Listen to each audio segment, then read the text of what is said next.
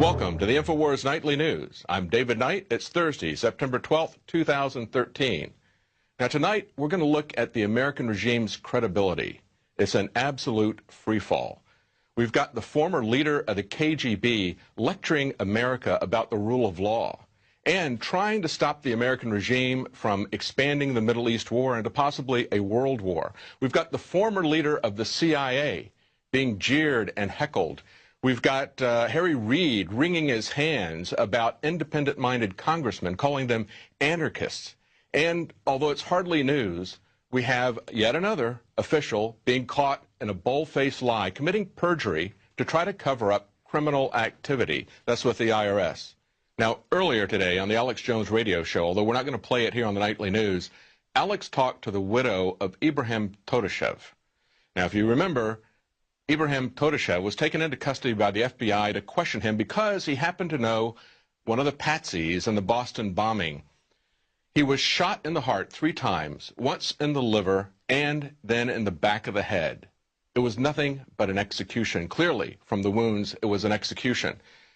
This is the kind of regime we have in America now. This is the kind of criminals who are running our government. This is what we expect from a banana republic, an authoritarian regime. Don't tell me that if the FBI would do this to somebody and everybody knows that they killed this guy when they took him into questioning, don't tell me that they wouldn't kill a high-profile journalist and try to make it look like an accident. They tried to shut him up. They tried to intimidate other people, but all it's done is make us more angry. We've got people who are sick and tired of the lies. We're sick and tired of the corruption. We're sick and tired of the spying and the endless war, and this is what it looks like. This is General Petraeus. He's over manslaughter right here. You disgusting imperialist! You're nothing but a disgusting imperialist! Now, those are college students, but this is not like the Vietnam War. We've got middle-aged, middle-class people protesting the war.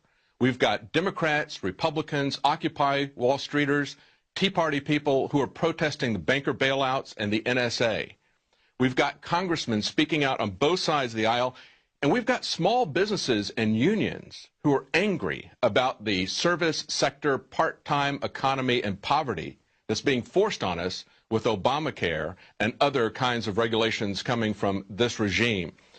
Look at what Harry Reid had to say. He's very upset. He's very upset about what's happening in Congress. He said, the anarchists have taken over. They've taken over in the House. Now they've taken over in the Senate. People who don't believe in government, and that's what the Tea Party's all about, he said, are winning, and that's a shame. No, Harry Reid is wrong about that, like he's wrong about so many things. The American people are not anti-government. They're anti-authoritarian government. They're anti-totalitarian government. They want a constitutional republic that respects their rights. And they're angry about the U.S. government supporting al-Qaeda. We've got people like Dennis Kucinich, former Democrat congressman. We've got a Republican Senator, Ted Cruz, both talking about how the U.S. is al-Qaeda's air force. Everyone knows that the American government is supporting al-Qaeda. At the same time, they're using it as an excuse to take away our long-fought civil liberties. I'm Jakari Jackson with an InfoWars Nightly News Alert. We have a new article on Infowars.com. CIA begins delivering weapons to al-Qaeda in Syria.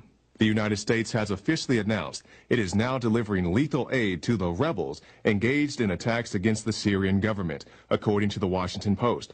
The Post reports shipments were previously stalled due to logistical challenges involved in delivering equipment in a war zone, and officials' fears that any assistance could wind up in the hands of jihadists.